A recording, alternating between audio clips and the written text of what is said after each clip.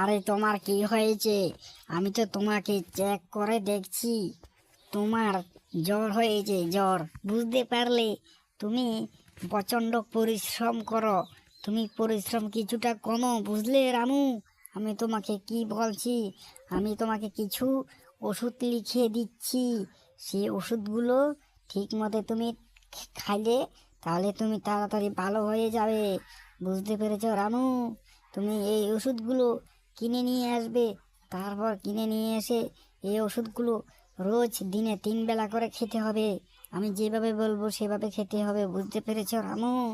তুমি তাহলে এই ওষুধগুলো কিনে নিয়ে আসো, আসলে আমি তোমাকে দেখিয়ে দিব, তারপর আমি চলে যাব, বুঝতে পেরেছো?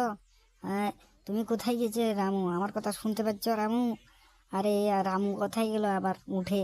এ রামু, এই ওষুধগুলো তাহলে কিনে নিয়ে আসো, তাহলে আমি এখন চলে যাব।